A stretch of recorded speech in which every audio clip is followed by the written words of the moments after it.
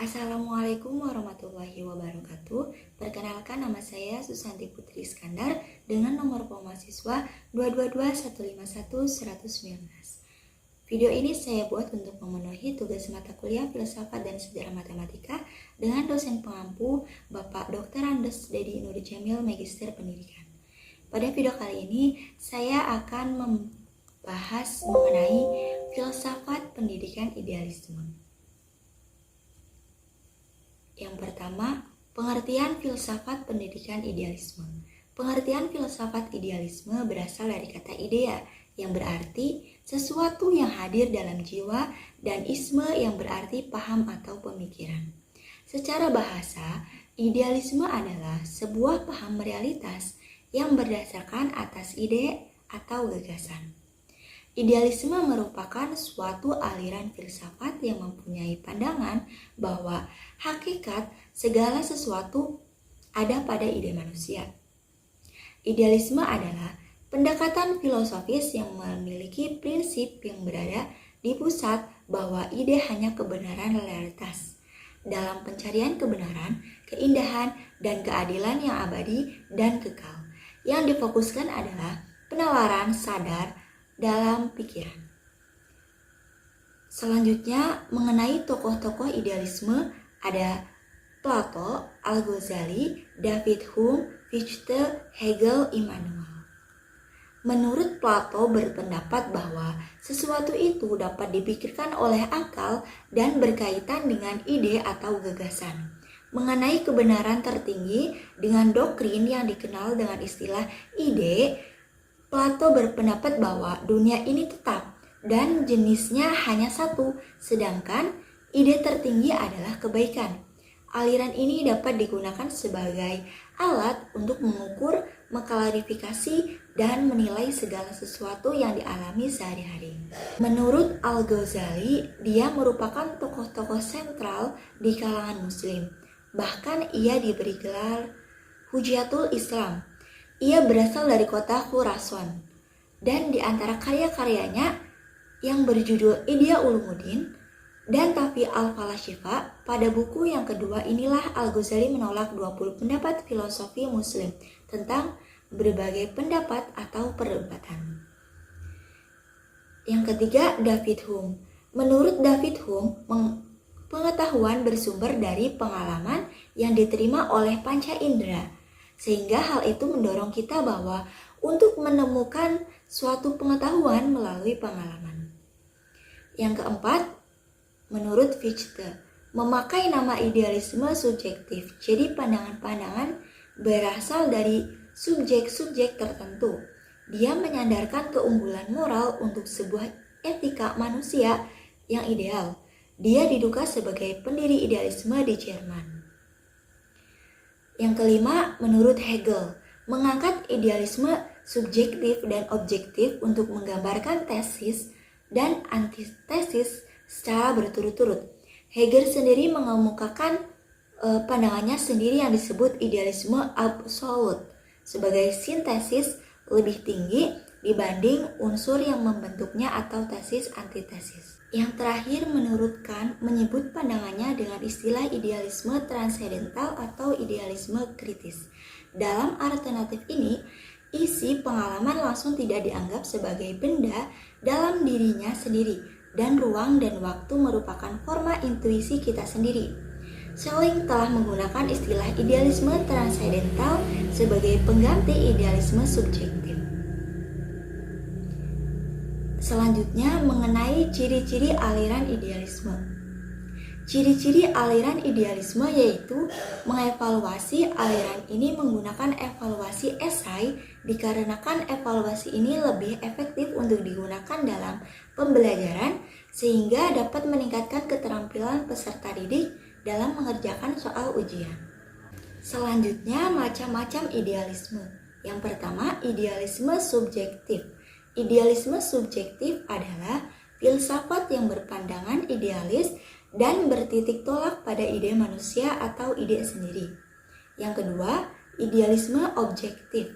Idealisme ini menganggap roh manusia hanya sebagai satu bagian saja dari roh umum yang menggerakkan kenyataan ini. Yang ketiga, idealisme rasionalistik. Idealisme ini menganggap roh itu ialah akal, dan akal di sini maksudnya pikiran. Yang keempat, idealisme etis. Idealisme ini menganggap bahwa roh di sini maksudnya akal praktis yang berlaku dalam penilaian etika. Selanjutnya, implikasi pendidikan terhadap idealisme. Menurut para filsuf idealisme, pendidikan bertujuan untuk membantu perkembangan pikiran dan diri sendiri atau self siswa. Pendidikan itu sebenarnya merupakan suatu tindakan pembebasan dari belenggu ketidaktahuan dan kebenaran. Dengan demikian, jelaslah bahwa peranan pendidikan yang paling utama bagi manusia adalah membebaskan dan memperbaharui. Pembebasan dan pembaharuan itu akan membentuk manusia utuh, yakni manusia yang berhasil menggapai sesuatu keutamaan moralitas jiwa mengantarkannya ke idea yang tinggi, yaitu kebajikan, kebaikan, dan keadilan. Yang pertama, tujuan pendidikan. Menurut para filsuf idealisme, pendidikan bertujuan untuk membantu perkembangan pikiran dan diri sendiri atau self siswa. Mengingat bakat manusia berbeda-beda, maka pendidikan yang diberikan kepada setiap orang harus sesuai dengan bakatnya masing-masing. Pola pendidikan yang diajarkan filsafat idealisme berpusat dari idealisme. Pengajaran tidak sepenuhnya berpusat dari anak pada idealisme. Maka tujuan pendidikan menurut paham idealisme terbagi atas 3 hal. Tujuan untuk individual, tujuan untuk masyarakat, dan campuran antara keduanya. Yang kedua, kurikulum pendidikan. Kurikulum pendidikan idealisme berisikan pendidikan liberal dan pendidikan vokasional atau praktis. Pendidikan liberal dimaksudkan untuk pengembangan kemampuan-kemampuan rasional dan moral. Pendidikan vokasional dimaksudkan untuk pengembangan kemampuan suatu kehidupan atau pekerjaan. Yang ketiga, metode pendidikan. Tidak cukup mengajar siswa tentang bagaimana berpikir. Sangat penting bahwa apa yang siswa pikirkan menjadi kenyataan dalam perbuatan. Metode mengajar hendaknya mendorong siswa untuk memperluas cakrawala, mendorong berpikir reflektif, mendorong pilihan-pilihan moral pribadi, memberikan keterampilan berpikir logis, memberikan kesempatan menggunakan pengetahuan untuk masalah-masalah moral dan sosial, meningkatkan minat terhadap isi mata pelajaran, dan mendorong siswa untuk menerima nilai-nilai peradaban manusia.